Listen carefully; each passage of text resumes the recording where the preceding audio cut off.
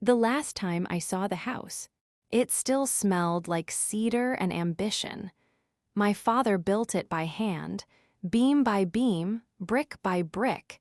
He called it his cathedral. 5 years after he died in a construction accident, I found it on a real estate website, under a new name, with the caption, "Future site of the Noblefront Retreat and Spa." I thought it was a mistake until I saw who signed the sale contract.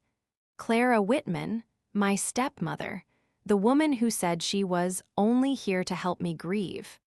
My name is Leo Grant. I'm 30 years old, a preservation architect based in Chicago. My job is to keep history standing. Cathedrals, libraries, homes built before anyone alive remembers their first brick. But nothing ever mattered more to me than the Grant house. The home my father built on the outskirts of Asheville, North Carolina. It wasn't just walls, it was his magnum opus, a mix of old Southern Gothic and modern lines, where he taught me how to hold a hammer, how to sand wood with the grain, how to respect stories written in stone. When he died, scaffolding collapsed during a church restoration project. Clara was the one who arranged the funeral, handled the paperwork, said it was all too much for me. I didn't question her. Grief made me numb. I was 25, just starting my career. She was his second wife, married just 2 years before the accident. She moved into the house. I stayed in Chicago. We spoke twice a year, on his birthday, and on the day he died. Every few months, I wired money. Maintenance fund, I labeled it. She always said thank you. Said she was keeping it just the way he left it.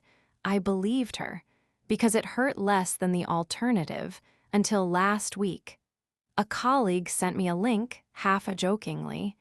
"Didn't your dad build this place?" There it was on a glossy website with renderings of infinity pools and yoga domes. And a sales announcement, Noblefront Retreat, opening 2026. I refreshed the page 4 times. Then I called Clara. She didn't answer. Clara finally called back 2 days later. Her voice was the same, soft, syrupy, like she was trying to sell sympathy in a bottle. "Leo, honey, it's not what it looks like." I didn't reply, not until I drove 10 hours straight to Asheville and parked outside the house that should have been mine. The sign was already up. Noblefront project permit approved. There was scaffolding on the east wing, my father's original design. They hadn't even waited. I didn't knock. I walked straight in. The smell was different, not cedar, chemical varnish.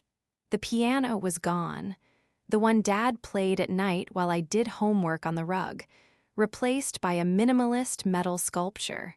Meaningless, cold, Clara stood at the kitchen island, dressed like a real estate agent at an open house.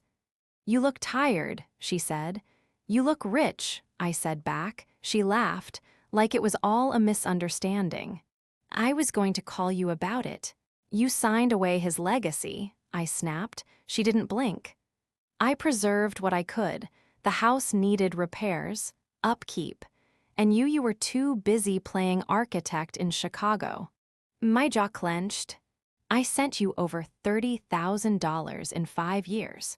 For utilities," she shrugged. "Utilities don't require bulldozers." She reached for a folder on the counter, waved it like a magic trick. "Your father left everything to me, Leo. You were too young at the time. It made more sense for me to handle it." "That's not what the will says." She blinked. I dropped my own folder on the counter, unclipped the front, slid it toward her. She scanned the top page. "Last will and testament of Thomas Grant, bequeathing the house and all architectural assets solely to his biological son, Leo Grant." Clara's lipstick twitched. "This isn't the copy I have. Yours is dated 6 months earlier." He updated it the week before the accident. He gave it to his lawyer, who gave it to me. She went quiet, then came the real dagger. Well, it's already been sold. To who? A development group. Private, confidential. I narrowed my eyes. Clara, who's the buyer? She hesitated, just for a second. Noblefront. The name sat in my mouth like ash. It was familiar, too familiar. I pulled out my phone, typed a name I hadn't searched in 3 years. Daniel Whitaker, CEO, Noblefront Holdings, also known as the man who broke my heart.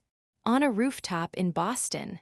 3 winters ago, my ex, my first love, and now apparently, the man trying to bulldoze my father's soul. I called the number on the Noblefront website. The receptionist answered in less than 2 rings. Noblefront Holdings, how can I direct your call? I need to speak to Daniel Whitaker. Regarding. I paused, his past. A beat of silence, then, please hold. I didn't expect him to pick up, but he did.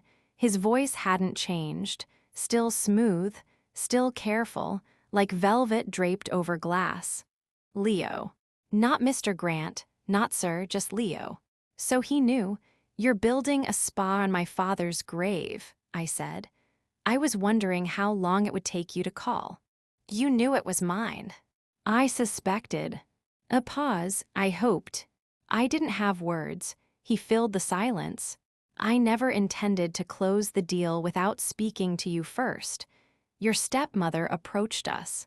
The property was underpriced, but the minute I saw the blueprints, I recognized his lines, your father's geometry, and yours. I never sent you my work. You didn't have to, he said. I know your style like I know your voice. I hated how much that stung. So you were going to call me eventually? No, he said. I was waiting for you to show up. I exhaled, he continued.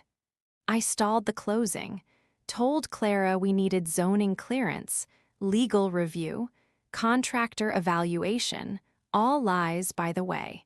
Why? Because I wanted to hear you say it. That this place meant something. I looked out the window. Rain had started to fall over Asheville, soft, steady, like the house was crying through its roof. Daniel spoke again. Let's meet, tonight, neutral ground. I didn't agree, I just showed up. We met at the Glass House Cafe, a half-finished restoration project downtown. Exposed brick. No music. Only the clink of glasses and the sound of something unspoken. He was already there. Blueprints on the table, untouched coffee in his hand. I sat down. You brought the papers, I said. He nodded. I brought an offer, but not the one Clara saw. He slid a document toward me. An MOU, Memorandum of Understanding. Partnership, not purchase, I blinked. I want to fund the restoration, not erase it, he said. Not a spa, not a retreat. A center for preservation and memory. Your father's name on the cornerstone. Your vision in every beam. I didn't answer, I just looked at him. You don't trust me, he said. I used to. He nodded, and you were right not to. A silence passed between us. Then he said it. I walked away from you when I got scared. Not because you weren't enough, but because I wasn't ready to be seen. I looked down at the contract. If I sign this, what happens tomorrow? Tomorrow, we file suit against Clara. The title transfer was invalid, based on a superseded will. My lawyers are ready. All we need is you. I sat there for a long time, not speaking, not blinking, just breathing the same air as someone I once thought I'd spend forever with, and now might save everything I ever loved. Then I picked up the pen and signed. Clara didn't show up at the first hearing. Her lawyer did. A junior associate with a shiny tie and a smug face. He called it a misunderstanding of a state law. He didn't call it what it was, fraud.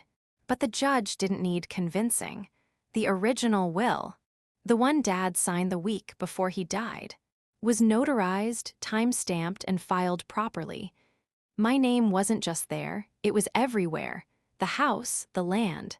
The registered copyrights to his architectural sketches. Even his unfinished blueprints for a chapel he never got to build. Clara's version, typed unsigned. Submitted 6 days after his death. By herself. The judge barely looked at her lawyer.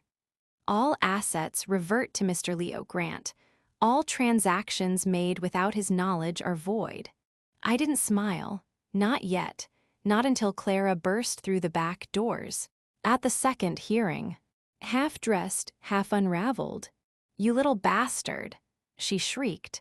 Security stepped forward. She waved them off. "This house was mine. I cleaned his blood off those floors. And you, what did you do? Send money and disappear." I met her eyes.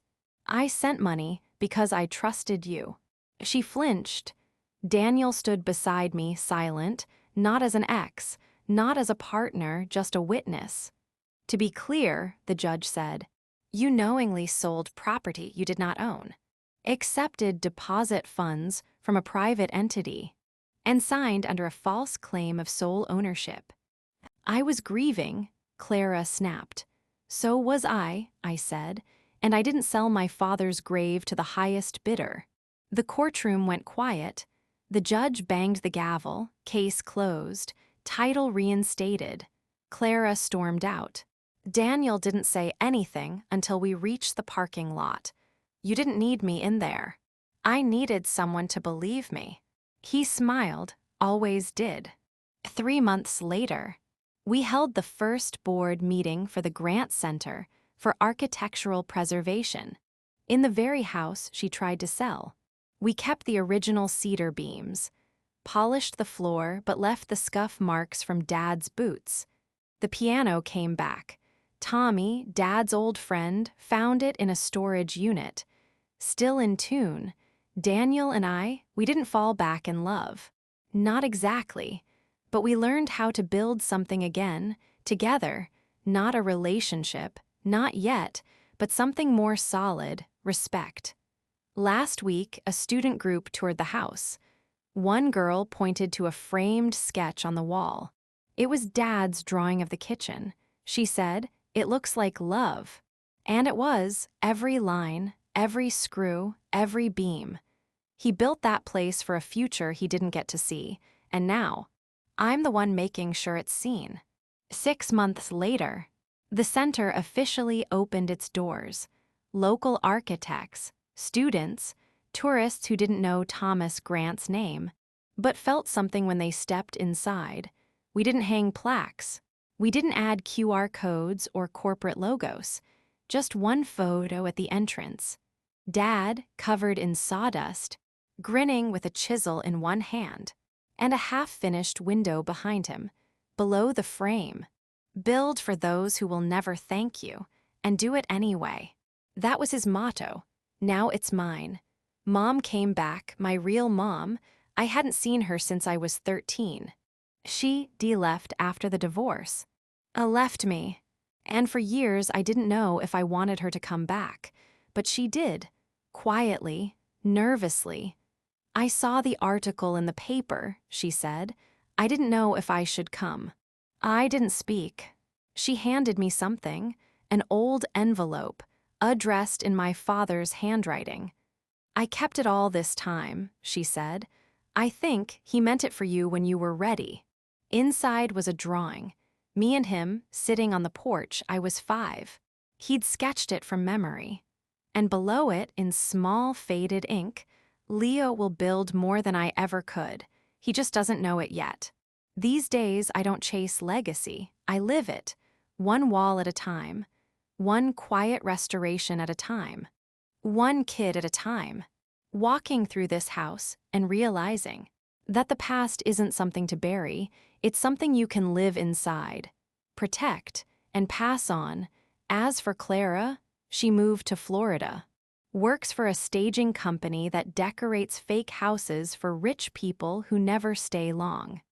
Fitting, Daniel still calls sometimes just to check in, sometimes just to say, I saw your dad's window in someone's post. It's still shining. Yeah, it still shines, because some legacies aren't inherited, they're reclaimed. One nail, one fight, one truth at a time.